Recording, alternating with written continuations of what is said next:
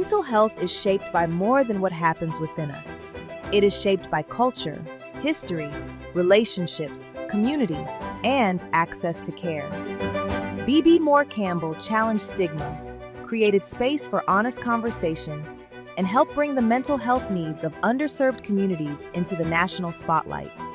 This July, we honor her legacy through resilience, rest, and resistance, and explore how healing can flourish when people feel seen, supported, and understood.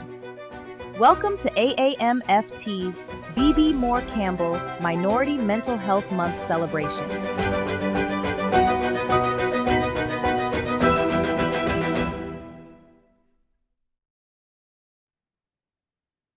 Hello, everyone, and welcome. I'm Dr. Debbie, Treasurer for the American Association for Marriage and Family Therapy Board of Directors and a licensed marriage and family therapist. We want to thank you for joining us for this special LinkedIn Live event in recognition of BeBe Moore Campbell National Minority Mental Health Month. This year's theme is Resistance, Rest, and Resilience. And this reminds us that healing isn't simply about overcoming adversity. It is also about creating space for restoration, resetting our nervous systems, honoring our lived experiences, and building systems that allow individuals, families, and communities to thrive. Today, we'll explore how marriage and family therapists help foster resilience, challenge barriers to care, and create culturally responsive spaces where healing can flourish.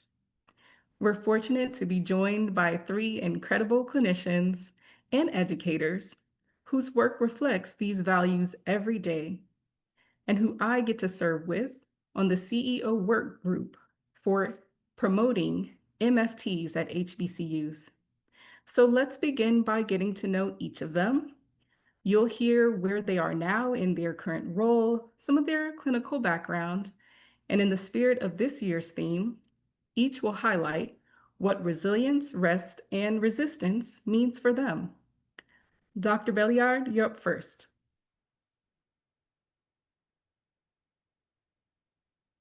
Oh, I'm so sorry, you are muted. I know we've been in this space. Thank you. Thank you. And I was really talking. Happening. Okay, thank you. I'm Dr. Christine Belliard. I'm so excited to be here. One, to help honor the legacy of BeBe Moore Campbell and all the work that she really was committed to in her own journey, both personally and professionally. And it really did open up these conversations for us. I am a licensed marriage and family therapist. I'm located in Houston, Texas. I am the owner of Sugarland Wellness Center, and I love it because we really are in the community, making sure that we're opening up spaces for people who may typically not even come to therapy or think that it is for them, which is a critical part of our work, not just assuming therapy starts when people get there.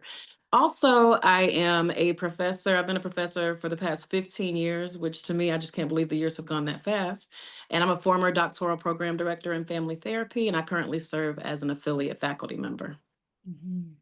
Thank you, Dr. Belliard. And little less known fact, she also used to be a minority fellow with the Foundation for the Advancement of Human Systems in partnership with AAMFT and SAMHSA. So we are so grateful for all the insight you'll be bringing today.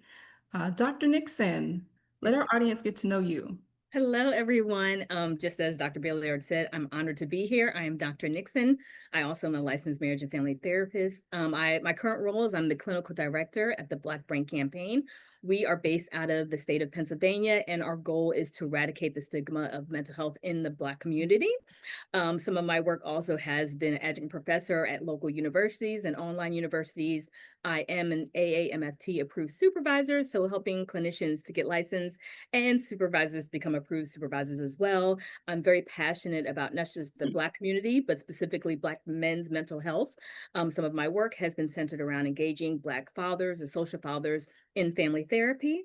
And this theme this year is everything to me, right? I'm still learning, and I'm being transparent.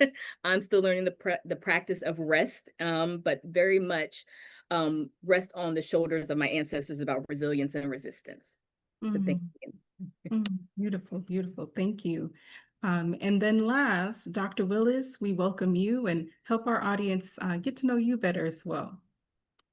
Good morning, everyone, or good afternoon for wherever everyone is at. I am Dr. Monique Willis. I am honored as well to be here. I'm thankful for this opportunity to slow things down and spend some time amongst friends, sharing about the experiences that I think are pertinent to who we are, not only as clinicians, but also as individuals. And so I am an assistant professor at a university at Loma Linda University in California. I currently serve as a director of clinical training, and I will be segueing into their PD program director for their PhD program in marriage and family therapy. Much of what my work revolves around is really around understanding the experiences of minority Black and Brown caregivers and that experience, because a part of what we do in our roles and our lives is that we care and support others. And so this topic also is near and dear to me.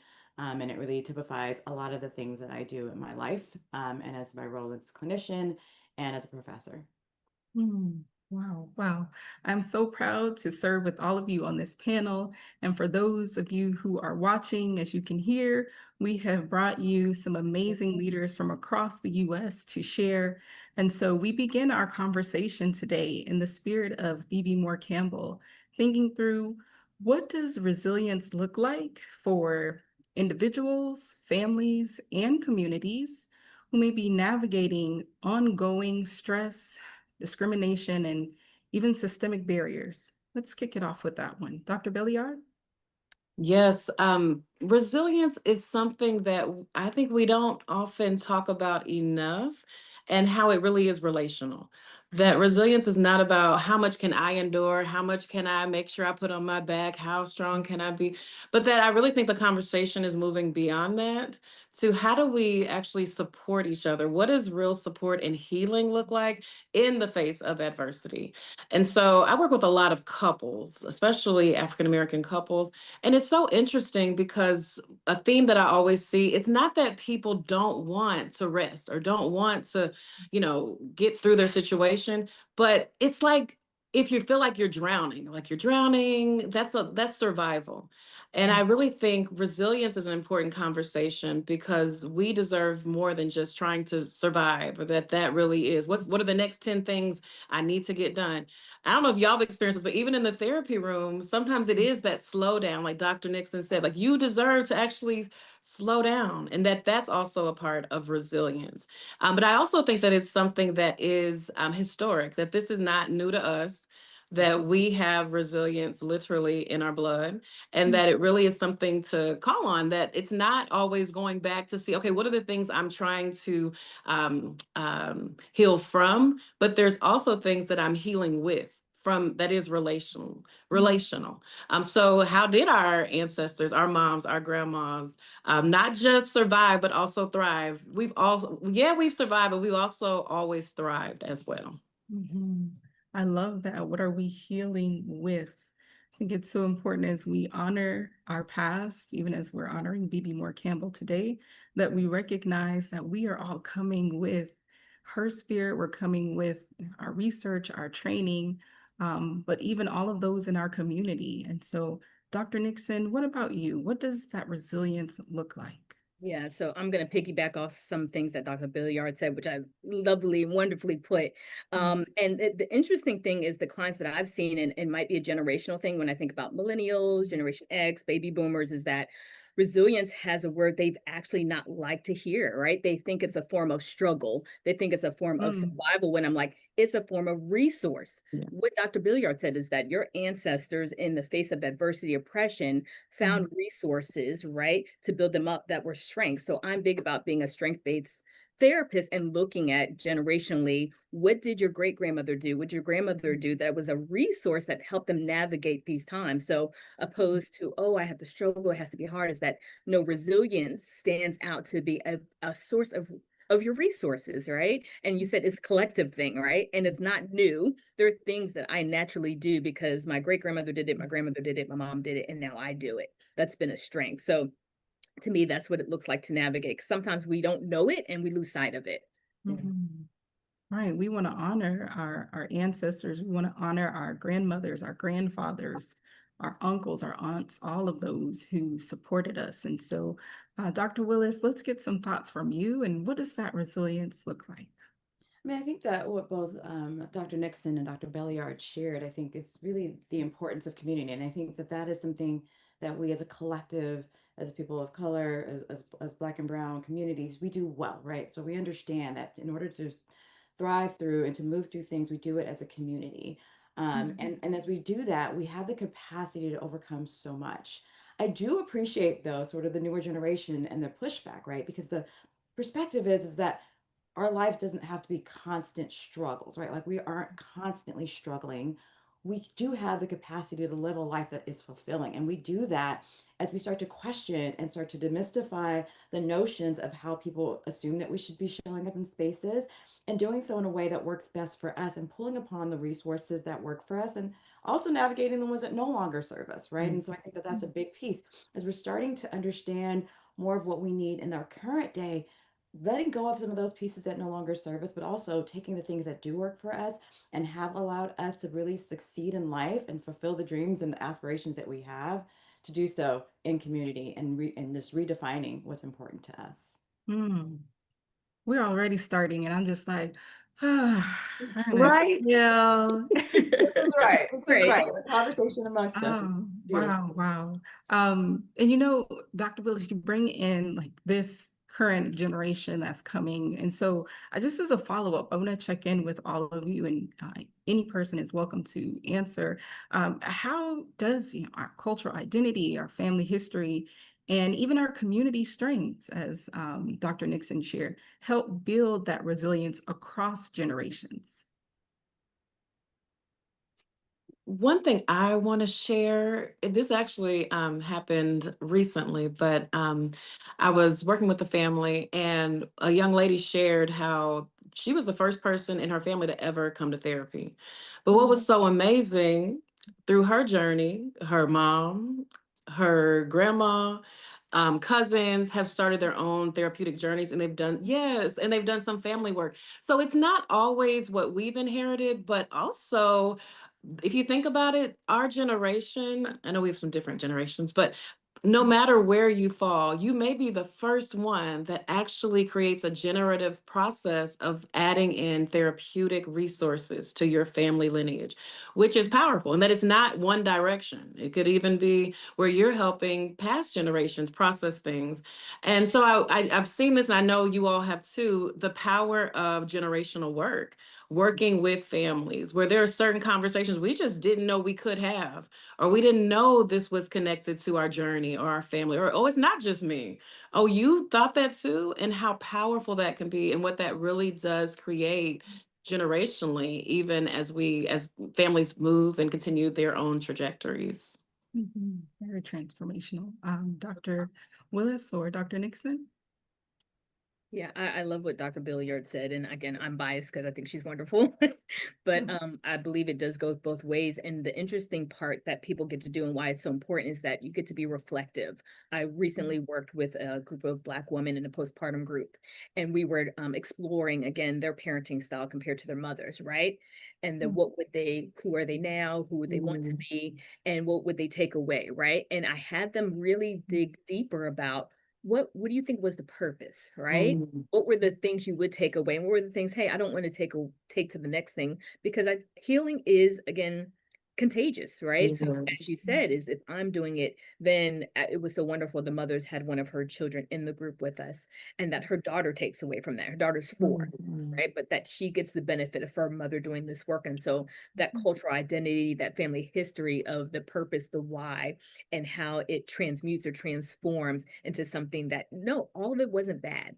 There were some pieces that helped really, that was resourceful, that kept community, all the pieces to move forward in the healing process. So I think it's instrumental, and it's dismissive if I don't acknowledge those pieces in doing this work when I'm working with anybody.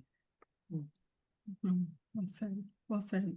Dr. Willis, did you want to share? Yeah, I mean, I think that it just really brings to the forefront, right, the importance of understanding context, right? And so as we understand context, it really sheds light on like why we've functioned and done the things that we do.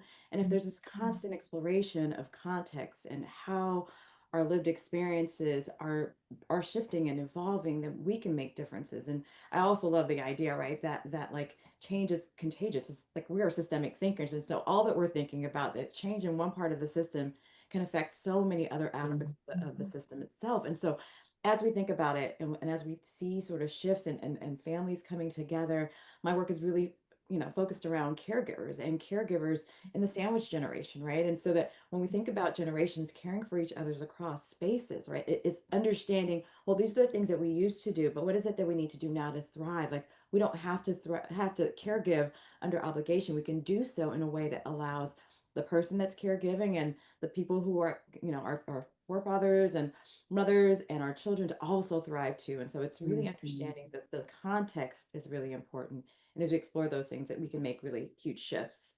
Mhm. We bring in the context and continue with this year's theme.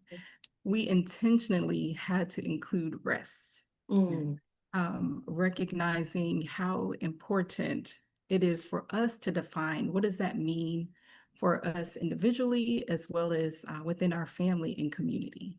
And so, why is rest more than just self-care?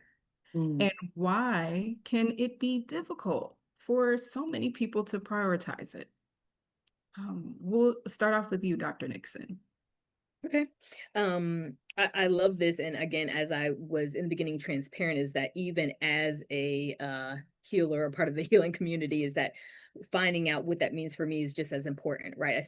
I be honest, I still struggle with the piece because my automatic thing is to help to do the things, right? Because this is not just a job for me, this is a purpose. I'm aligned with this to do. And so a lot of times people think rest is just sleep, right? And Mm, they think, oh yeah, it's a self-care, when rest is, I'm not doing the same act I used to do, right? Like, do I, if I think about the strong Black woman kind of like theory, do I have to do this piece, mm, right? And I love what Dr. Willis said.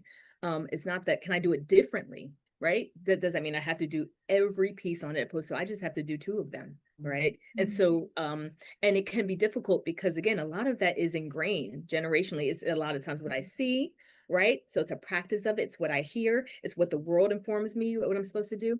And if I take the cultural aspects, it could be church, it could be community, it could be city, it could be my gender, it could be me as a parent. And so what I hope people take, especially in this time, because there's so many things going on, is that rest is not just always about sleep. Yes, it includes sleep. That's important when we think about our physical health, but also where are the other areas that I can step away from or address differently, right? How can I be resourceful and go back to that collectivist kind of framework that we really operate from, that we've sometimes moved away from, but it's so much there. There's so many pieces that we really attend to that we don't even recognize. Beautiful. Dr. Billiard.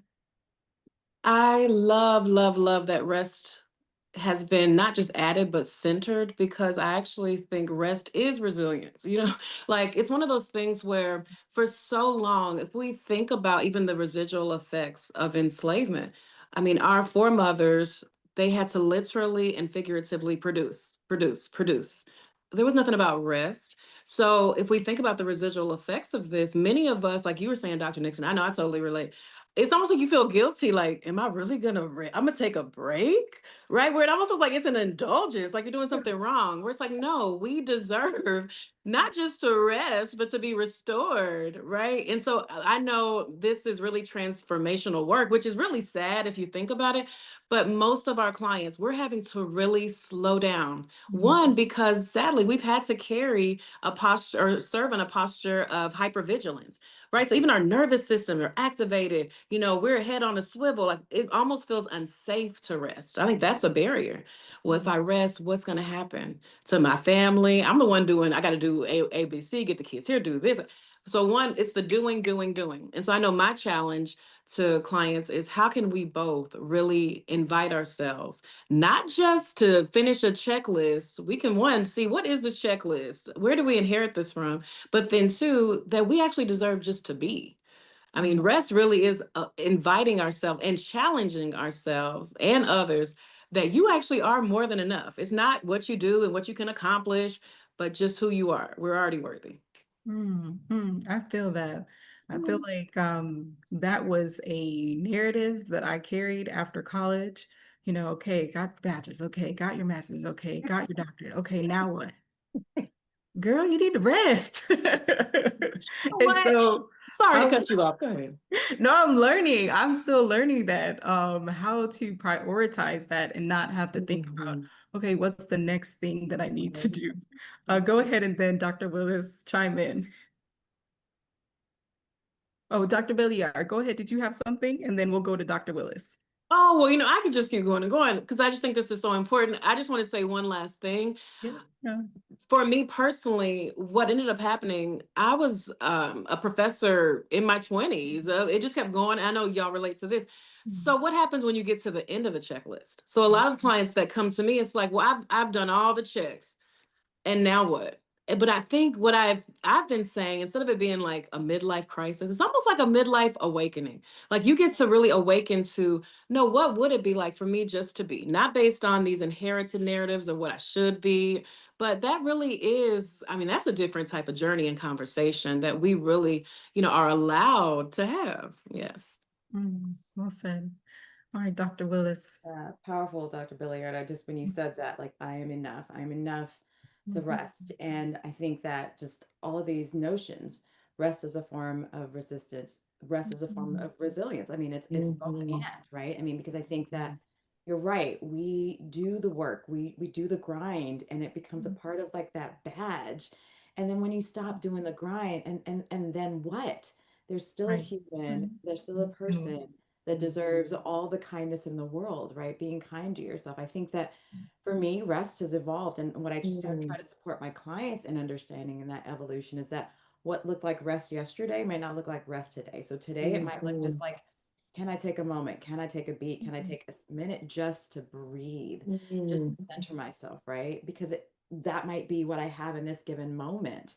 But taking stock, like just yesterday, for example, in anticipation of this, I told my girls, I'm like, we're just going to sit at home and we're not going to do anything.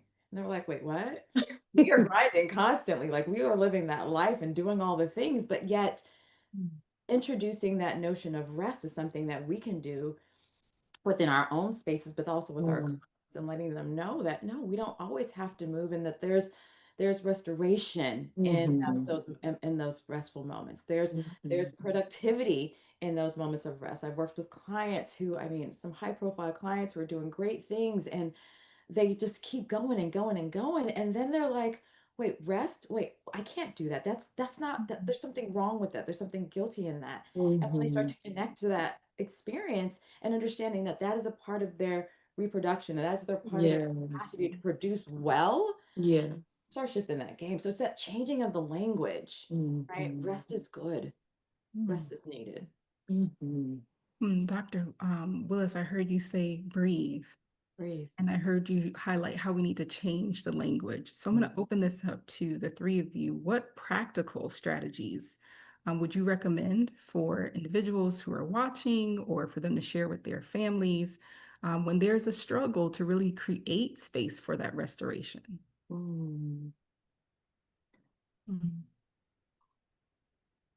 I can jump in. I just don't. Okay. So for me, this is where I feel like I spend most of my time personally, with myself, with my family, with friends, with clients, really thinking about what would it look like for me? Like that being the question posed, because it may be different. What you may see as rest, oh my gosh, that's like a job for me. But one thing that I really agree with Dr. Willis, that this really does take a shift. It is really shape shifting. Even when you ask people to sit with, just imagine you were able to just breathe, be comfortable. You're not just grinding, hustling. They almost want to like, what? Like it almost seems offensive. So I think providing that space, one, for people to really just explore. If we can at least envision, what would that be like? That may have not been a question that's ever been centered. And then two, I think doing it. I just want to share this quick story. Some years ago, I remember I decided I want to play tennis, which some people see that as like a leisure sport, And I remember I'm literally in my lessons feeling guilty. I'm like, oh, I could be writing, I could be doing this. Like, And I really, I mean, it was a thing. I should be doing maybe more mothering things, but I think really creating a space and not like almost keeping it like an appointment. Like, even if you feel guilty, do it. And what I recognize, me being there and enjoying that, that really was my form of resistance. Like, I can't really model for my daughter, hey, I don't want you to always just grind and hustle, but then all you see me doing is Right. grinding and hustling. And so for me, I've even noticed a shift in her where it's like, okay, yay, today we're relaxing, or what are we going to do to really just have fun today? And I also see this with clients. I will say, y'all's homework is not to have a deep conversation. It's to have fun. What would be fun? That even just enjoying ourselves in connection, that there is so much power and healing in that. Oh, I love that so much. I love that so much. And not even just, I'm gonna even extend it past the fun, because you're right, all those pieces, but what brings you joy? Mm, For moments of joy, because we think we have to do this big thing, right? I have to yes. go to this, but I was like, no, like for me, it's turning on Luther Vandross and Yes. and dancing in my kitchen with no disturbance. It's like we have these restorative practices that we have. Like when I think about line dancing, when I think about praying and praising at church, again, coming together and having a block party or having a community cookout, those things restore us so much, right? But when I took my class, I'm thinking, what's the thing that brings you joy? Just one small thing, right? And how can you build that into your schedule? So even like the intentionality part of it, right? I'm gonna give a secret here, is like every 1 week in a month for myself, I literally block it out just for myself. I don't even tell my friends like, hey, I'm doing something. I just say, no, I'm not available. Right. Yes. I'm not available, and I just do things that bring me joy, right? That restore me to, so when I can show up in the spaces I show up as Kavana, Dr. Nixon, whatever it is, but just finding that thing that brings you joy to help you to restore those pieces. But yeah, everything, all of that. Beautiful, beautiful. Dr. Willis, do you want to chime in? Definitely. I think that the intentionality is key, right? I think that so much of us have done our lives without knowing what rest is, right? And even if it's attending to sort of maybe the themes of rest that we may have heard growing up in church, we still have to do the work about making sure that we're intentional about including rest in our world, in our lives. And it does have to be something that you schedule. And understanding that it might look awkward initially, right? So it might feel awkward to sort of take a day and block a day just for yourself. But I think that the big payoff is that you're more productive in the end, right? Like you're able to do things a bit more effectively. So whether that's, reading a book, or for me, it's movement. I love to move, I love to dance. And when I dance and move, like it is just like so healing. And it's not necessarily laying down and not doing anything. It's Right. different. That is healing. That is restorative. That is restful. And so, and I know again, it may not sound like rest and just, laying out at a spa. That doesn't do it for me. And I do think that, clients and people who are listening also need to think about what it is that feels like it's pouring into you. That's good. It really Yeah. needs to pour into you. So that takes time. That takes work. Yeah, yeah.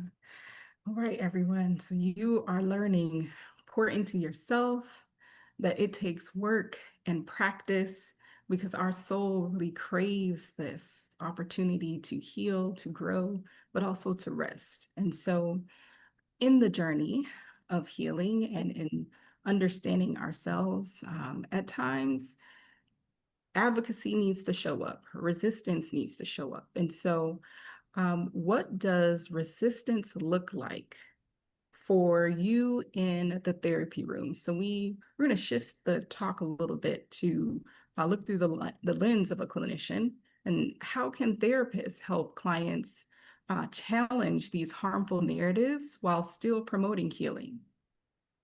Dr. Belliard? Yes, this is critical because sometimes people really are coming to us because I'm at my wit's end. I know that I don't know what to do. So they really are coming in needing assistance, like you're saying, and that support. How do I really perhaps find a way out of what's happening with me? So one thing that I think is important is, how do we create a trustworthy space? And so I think part of it is what we're talking about here. I think a key thing, because I work with a lot of trainees, newer therapists, who are in this mode of like, okay, I have to learn all the theories. I have to make sure that I know the next question. All that is great. But if I come in the room and you looking like you nervous and you got the book and you trying to figure out the next, I'm probably not gonna be comfortable because it's really more about you feeling like you're doing the thing that you need to do, even though it's with the best intentions. So I think self of the therapist work is so critical. How can I come in a space where I really actually feel comfortable? I'm at rest, I'm restored. And I know it's a work in progress for us all, but I think that's the first thing. What is your disposition as a clinician? And what's informing that for you? If it's good, if it's not so good, what is that connected to?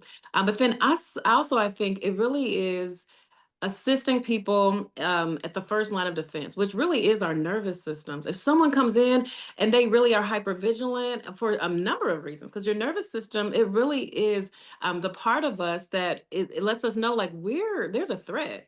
I'm not safe. So if a client doesn't feel safe, there are things in the therapy room that can be useful so they can carry that on in other respects of their life. And like you all mentioned earlier, sometimes it's not comfortable.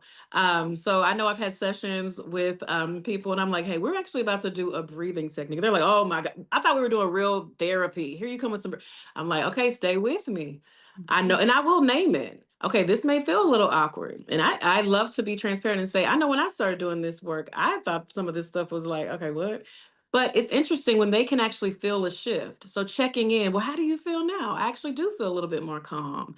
That provides a space for clarity where people can then start kind of shape shifting things. But I also think calling truth to power. So for instance, when I've had clients where it's clear their work system, one, it is oppressive. It may be racial discriminatory. It may be discriminating based on gender, that we really need to have larger conversations. Hey, you are actually internalizing an issue that is not your issue, and that's not fair to you. And really becoming curious with the client, how could real change, what would that look like for you? So I think it's a both and attending to where people are individually, but then also questioning and seeing how we can challenge the systems in which they reside. I'm already, everybody fired up? Everybody ready to go? Come on, Dr. Belliard. Dr. Nixon, what does resistance look like in the therapy room for you? Oh, wow. When I would say just what Dr. Billiard said, what she said. But when I think about it, just to echo some of the pieces that I'm attuning one to what's going on with my client first and foremost, right? And bringing that to light. And I want to add too, I tell this to people all the time. I was like, I really am privileged to have the knowledge and the wisdom based off of my education and training and the pieces to understand how those harmful beliefs and systems have, informed the work I do. So a lot of times when I'm attuning to them, I'm already understanding they don't always have now the awareness, not because they're ignorant, they don't have the awareness, but bringing light to that. And you should see, again, when I'm bringing light to, I'm working with a Black male and I highlight being a Black male, being a father, being the provider, being the pieces, and what it means to go outside the world. If nobody else has said that to them, I'm already highlighting like, oh yeah, I didn't think about that. So attuning to those pieces, highlighting again, those oppressive systems and having them think in a different way, right? Because a lot of times what I realize is that when we perform, not even perform, when we have these certain behaviors, and it's because I'm doing something to protect myself. I have to go in the world, and there's a element of masking that I do, right? And if I'm masking all the time, where's my rest? Where are the pieces? And so what I help them to see is that what would it look like to take off those masks? What is the purpose? What is the purpose that it serves, right? So I'm helping them make the connections of why they do what they do, what has informed it. Because sometimes people just, well, that's what I'm supposed to do. I'm like, yeah, but if you're a white man opposed to a Black man, what are the differences, right? And then they get, oh yeah, right? Where again, I've been so blessed to have the privilege to understand and look at the pieces that inform how people show up in the world. Where sometimes, not that they don't have time, it's just the awareness piece. But I'm always challenging, like Dr. Billiard said, what would it look like if you did something different? Right. And because then we get to recreate this story about what it could be opposed to what it is. Right. And still taking the elements of like, what are the pieces that are going to influence that? Right. But still, that's my act of resistance, of just highlighting it, attuning to my client and helping them start to create the narrative that helps them navigate the rest of the world. Wow. Love how you are helping them to take their mask off and be able to find their voice again. Dr. Willis, what does it look like for you in therapy? I think that for me, it starts with us coming in as our whole selves, right? And I think that it's been a long journey. I mean, Dr. Billiard, we were in Oh my MFT gosh. together. It's been a journey. And learning how to be our whole selves and show up fully as ourselves, as who we are to serve our clients clinically, like that's the first step for supporting our clients in resilience and resistance. And then I do a good check. I'm like, first we gotta be in the room together. That comes with those moments of mindfulness exercise, just taking a moment to breathe. Breathing. They're like, that's a joke. Like, and then it happens, and then it works, and they're just like, wait, what? What did we just do? Tangible tool that they can take with them. But when you create that space where a person can be present, then we can start exploring, well, who are you? And what are the things that you value? Mhm. Because once we start to check in with the values that people have, what things are inherently important to them, they can start to break down all the things that have been created that suggest to them that they have to work harder, they have to stay in these systems that are oppressive. Because now I understand what I value. And then I have to understand is how am I then going to be kind to myself? Mhm. Are the practices that I'm engaging in, are the relationships that I'm in allowing for myself to practice kindness towards myself? So it's like a systematic process, coming Yeah, first with our whole self, creating moments where we can be present and feel grounded, because most of us are not grounded. that's true. We're flailing around and our nervous systems are doing what it's doing because we are constantly going, we're constantly achieving, we're constantly supporting and caregiving and doing all these things. But we got to slow it down. And when we slow it down, we can start to explore what is it that's important to us and figure out how to be kind to ourselves. Now I have to slow down the conversation so we can go deeper. Because I really want the viewers who are watching, whether they are marriage and family therapists, mental health counselors, substance abuse counselors, social workers, and everyone in between, how can we help reduce stigma and build trust Yeah.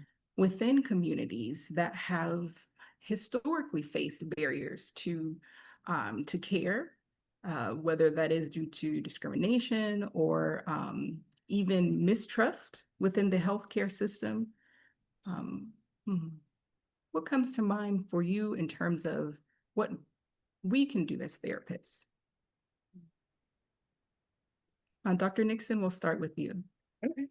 Um, I love this piece because again, I talked about the Black Brain campaign and our part is eradicating the stigma, not getting rid of it, but just chipping away at it, right? And to me, in order to do that is again recreating the narrative, doing the pieces, right? But I love what Dr. Willis and Dr. Billiard said is like one slowing down, but creating the space, right? Creating the space is more than that to me, that's the first step. Because a lot of times if I don't create the space and I'm dismissive of how you feel or your experiences, then I'm doing you disservice. We can't go any further, right? So reducing it is slowing you down, creating the space for you to honestly, openly to express what you have, what your thoughts are, what you've experienced in different rooms and spaces. To me, that's always been helpful because that's building the trust. That's not being dismissive of, oh no, that's not your experience. Oh no, that shouldn't be it, and then and building the trust is like consistently showing up in those spaces to help them understand. So how has this informed how I believe I am in these spaces, right? And who's serving me, right? And a lot of times it's funny because when we talk about generational things, generational trauma, the pieces, a lot of times it's the idea of it, right? Or it's the thought of it. I have a client where, again, the grandmother, mother were frightened of dogs, frightened of dogs. And again, being from the Black South and understanding the pieces about what it meant around dogs and threatening and those pieces. And when we talked, and I held the space and we talked about what was the purpose, how did it serve, understanding those pieces and then working through like what would it look like for you, maybe because you want to be around this animal, what would it look like for you for me to hold the space with you to support other ideas around it and break that idea of it is this, right? I think those are the key pieces because a lot of times, which I'm always helpful because again I'm always helping and training other clinicians, is that, and you guys said it earlier, I'm big about person of the therapist. Who are you? What are the biases, experiences, and things you bring into the room? If I'm not aware of that, I can also, again, perpetuate the same stigma, right? And break the trust. Because again, yes, I'm a Black woman, I'm a light-skinned Black woman, right? So I have to think about the colorist piece, what it looks like for me, and then how I show up in the room with you. But to me, it's talking about all of those pieces. So yeah, those are some of the things that I would do. Thank you. Thank you. Dr. Willis. Yeah, stigma is one of those things that, this again, some of this comes from generations upon generations of mistrust that's been built, right? And, I think that that healing process takes time, but I think the work that we're doing now is even, you know, work that's in the direction of reducing stigma. Introducing mental health initiatives in spaces that, and you see it now more so than we've seen in the past. Mental health is being embraced in the churches, in community spaces, right? So going even into, like community activity events and things like that, and you see booths there, and so I think that the work is being done, but even again in your own home. I mean, I have 3 girls, and my girls are like, I'm like, maybe we should go to therapy, and they're like, go to therapy, and I'm like, okay, what have I done wrong when my own children don't think that it's safe to go to therapy? And I think it's just being perceived as this thing that's outside of us, when we have to introduce it as this thing that's a resource, that we can use within our communities, that we can use in our spaces, within our homes. And I think that is a process of demystifying it. So it's not like this thing that's out there. It's this thing that we can use to our benefits. And I think that we have now clinicians who understand the nuances of what needs to be spoken about, how things need to be addressed directly in therapy, that we're getting therapists who now, we're not just seeing everybody, we're seeing people who understand the importance of being culturally sensitive and attuned to the needs of Black and Brown people. So I think that we are doing the work of reducing the stigma. We just have to keep at it. This is not a job that's going to be done tomorrow. Thank you. And Dr. Belliard. Of course, I just agree. I'm just loving this. I just have to say, it's just so good. But I think the first thing is doing what we're doing now, having these conversations about what is therapy like? What would that be like? And us even talking in community. One thing I love is what sometimes even in the group chats, you know how it's like, girl, I have a therapist, or I found this girl, here's a link. So even sharing amongst each other, which we've always done, pooling resources, this is good. Because when people enter the therapeutic space and it's a trustworthy, healthy, healing environment, that will, I mean, believe me, one thing, if something's good, we're gonna spread the word. So I think making sure our product is good. But I always say, but for my students, you are your instrument. So the person of the therapist is not something to do on the side. That's it, right? And so your instrument can go anywhere you go. So I agree with Dr. Willis. Where are you? So us, this whole thing of, okay, I'm going to set up my therapy room. I'm going to do all that's great. But how do you really connect with your demographic? So for my doctoral internship, I ended up starting a therapy division within the church that I was involved in. It was a really large church. I remember at first there were no one was coming. No one was coming. But it's interesting. I started going to different ministries, just popping in. Hey, I was helping serve on Sundays. So then people started to become curious. And I have to say, collaboration. So that pastor, I have to shout him out, Pastor Elwood, Tallahassee, Florida. Now he's in Atlanta. But he's like, what do you need? For sure, I would love this. And so he had all of his staff come and attend at least a session to know what it was like to talk with me, what it was like to talk to a therapist. Within 2 weeks, I kid you not, I was on a wait list. I could not see everybody. So I think really integrating yourself into the communities you're already involved in. I do have to say this, in our practice just yesterday, our college interns put on something called Social Skills Superheroes for kids 7 to 11. We offered it for free, and the interns put it on. We had so many kids. And when I tell you, every parent was like, thank you, thank you. What's the next step? So it opened up just organic conversations about healing. So it didn't become some scary thing. It was just a part of the conversation. Mm-hmm. Wow, such a cool idea. So thank you for sharing some of the things Yes. you're doing in your practice. And I hope, Dr. Willis and Dr. Nixon, that you continue to share some of those experiences you've had as we move on in this conversation to help therapists who may be supporting families navigating conversations about race or identity and mental health. Dr. Nixon, you brought in colorism.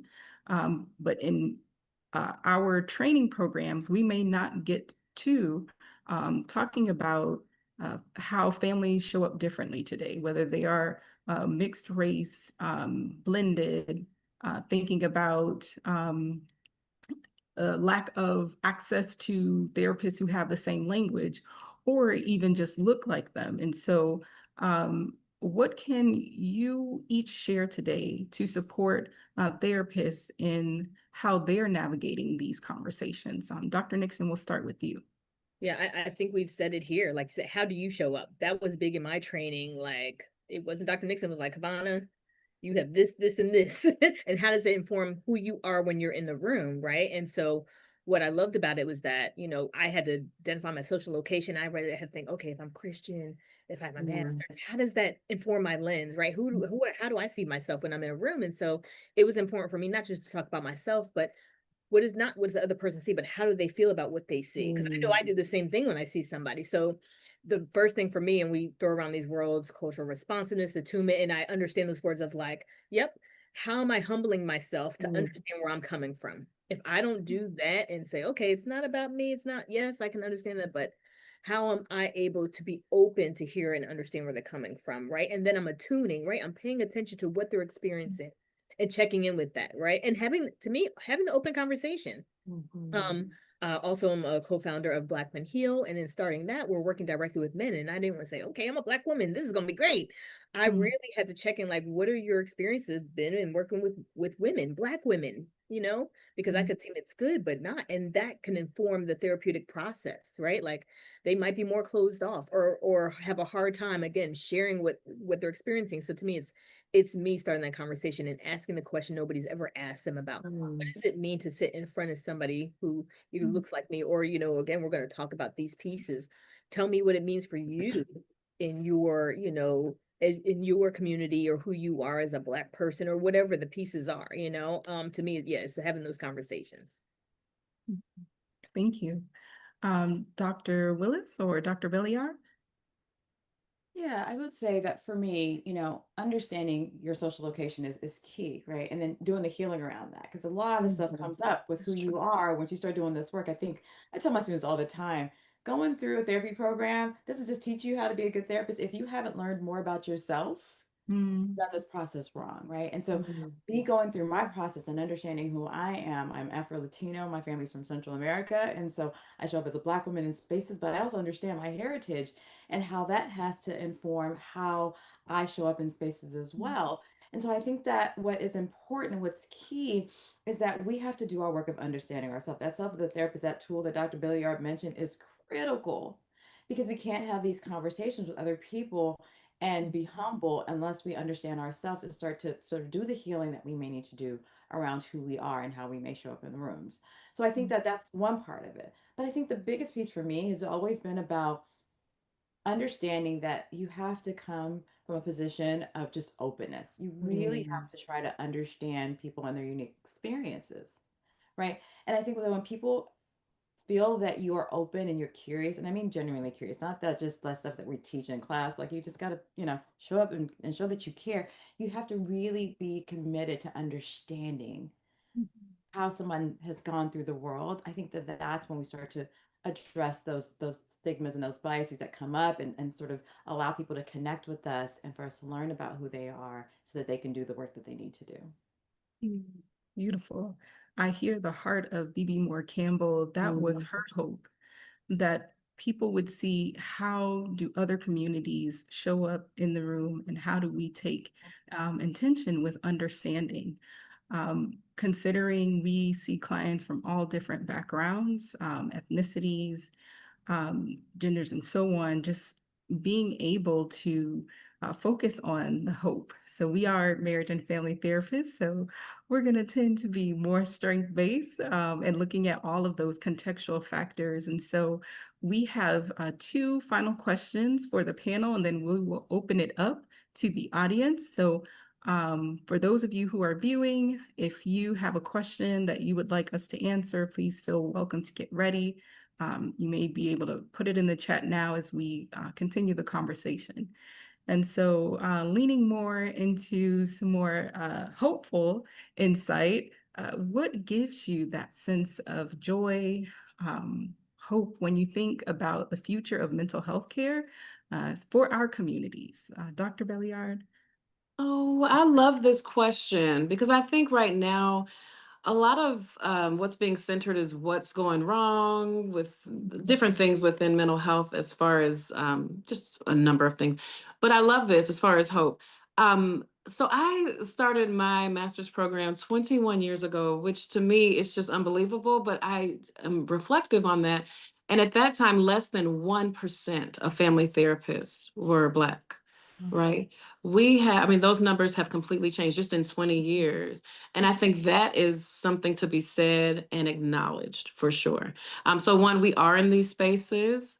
And then the other thing I would say that gives me hope is knowing that therapy is not something that Black and Brown communities are getting hip to. We've always had healing practices, right? So we really are reclaiming therapy and how it looks for us. So I just really like to say that this is not something like, oh, let me try something completely new.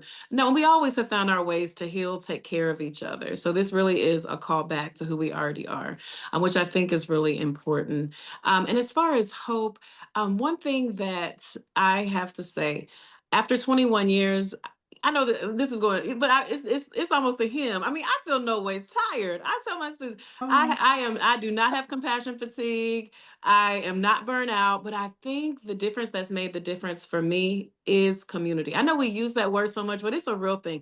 And Dr. Willis is right.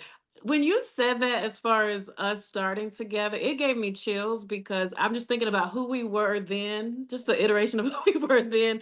And, we were just, striving. We want to do this. And for us right now, like even being in this conversation together, and we may be across the country, but we're connected. Same with Dr. Nixon. I mean, and of course, Dr. Maniga. I mean, I could go on and on, but I think it's so easy to move into isolation, because this is not an easy lift. Therapy, I mean, if you're doing it right, you working. But how do you make sure that you stay connected? Even if it is a group chat with therapists you went to school with, and I have to shout out because I know they're on, but my friends that I went to school with that are on, because we literally are having those informal conversations. Hey, what would y'all do in this situation? What do I need to do as far as renewing my license or whatever? Those things keep you connected. And also, it allows you not to feel like you're the only voice in the room. I feel like when I'm in a room with clients, I have the voices of my mother, who I know is loved on, and my family and their wisdom. We have these local knowledges. And I think what happens, people come into the therapy space thinking, I have to leave all that outside and learn therapy. No, baby, we have to, like, we already come girded with so much. So it really is allowing us just to be. Yes. Mm-hmm. So, Dr. Willis, we heard Dr. Belliard already tap you in. She's thinking about I'm just going to reiterate the Reaper. importance of our community, right? Mhm. That is our hope. And recognizing that, that there have been so many systems that have tried to make us, be independent and, by your bootstraps, you did it all on your own. None of that's reality for us. Our hope is our community, our Mm. connections, right? When we create these different, and what we need in different phases of our life may change. For example, right now I have a bunch of Black women together. We're doing supervision Mm. to supervision together. Like those are the things that we need to do. We need to recognize that our hope comes in our community. That's good. That's That is it. Our good. hope is our That's community. it. That's All it. right, Dr. That, Nixon. that's it. What That's hope? it. What they said. No, again, I feel always so honored and blessed to be in this community, like you said, and even to me, community will find you, right? Like Mm. I it found me because I was looking for a group who also wanted to put an MFT program in an HBC group, and I was on an island by myself. And then somebody told somebody and told somebody and got back to Dr. Debbie, and then I found you all. So, and then the other part, because I think this is the building the community, is like we're doing the work, right? Like I joke with people now because I haven't been in the field as long as you all, but in over 10 years is now I'm like, I need to be the MFT grandmom, just telling That's y'all true. how to do the pieces. But it's almost like when you think about community and family, it's like you come from good stock. So I know in this room, you come from good stock. If you are under the tutelage of Dr. Willis and Dr. Billiard, you've got the tools, you got the resources. So my hope is in that. My hope is in that when I'm supervising somebody, that they're really getting the pieces where, again, I can be the grandmom with the white hair, the bedazzled sweater, and just be like, yeah, y'all did that. That's good. Go over there. Go ahead, go and do that. And continuously leaning on my community, because to me it eases it, and it just builds, again, I said earlier, that camaraderie of like, I'm not in it alone. I'm not experiencing them by myself, and I have somebody else to build with. So that's the hopeful piece for me in doing this work. Mm-hmm. Yes, everyone watching out there, you are not alone. You have fellow MFTs who are out here seeking to support you, whether it is supervision or this new narrative that Dr. Nixon has now said we could be MFT glam moms to help the next generation. But I want to make sure we do hear voices from the next generation of therapists. And so I am looking at the chat online, all of the live questions that are coming in. Thank you, everyone, for sticking with us, for listening. And so the first one is connecting with different faith backgrounds coming into therapy. How do we as therapists gently navigate this and not turn potential clients away? And say, I'm going to open this to the three of you who would like to share.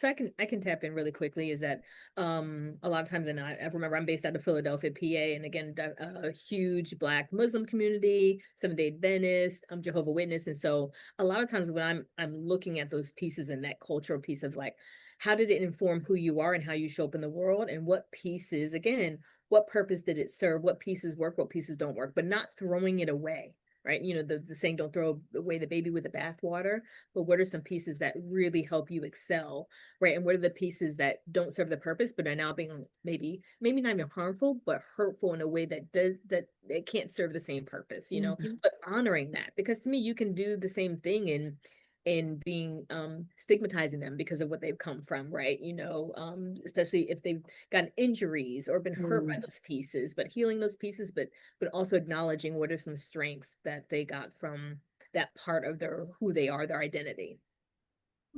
Okay, thank you.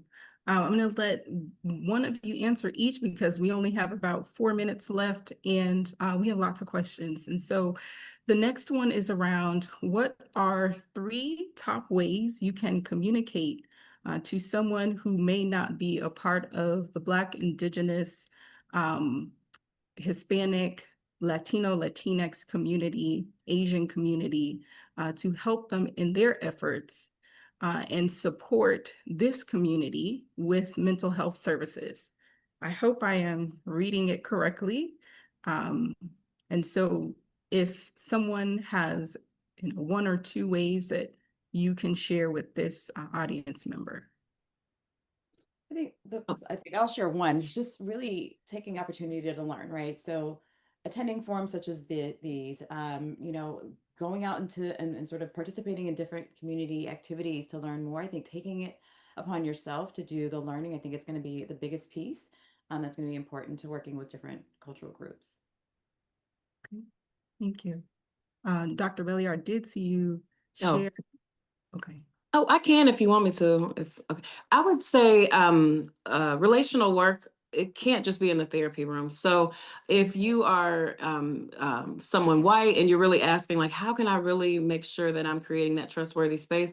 One, I'd say that self of the therapist piece. Really, what is it like for you being in the room? What is that connected to? Whatever comes up. But then you should have some relationships outside of therapy. Like your only relationship with people of color can't be you as a therapist, right? And I say this not just with race, because even me, my experience as a Black woman, I have to have other relationships as well. So it goes both ways on that to me. So how are you fostering those relationships? The reason why that's so important is because it can be isomorphic. What shows up in your personal relationship can show up in the therapeutic relationship, vice versa. So I would just say getting real with yourself and with others, and that way you really can create that authentic space in therapy. Beautiful. And this is a rapid fire question. It's more personal. So three of you can answer. What is your favorite self-care practice in less than 20 seconds? Going to the movies. I think right now in this season, it's laying on my couch with my girl. Ooh. Mine is connected with my friends. If it's going to brunch, I love a good brunch. I'm in Houston. I feel like we're a brunch capital of the world. Just a great brunch to just talk, kiki. That's mine, yes. All right. I want to thank each of you for sharing today on the panel And in solidarity, rooted in resilience, rest, and resistance, we want to thank all of those who attended today. We send gratitude out for you taking the time to join today's conversation. From here, I encourage all of the viewers to follow AAMFT for additional Minority Mental Health Month resources and even other future LinkedIn Live events. Today's discussion will be available for replay on all of AAMFT platforms, AAMFT's LinkedIn page and YouTube channel. So thank you again to the panelists for sharing your expertise and lived experiences and perspectives. And we all now will rest.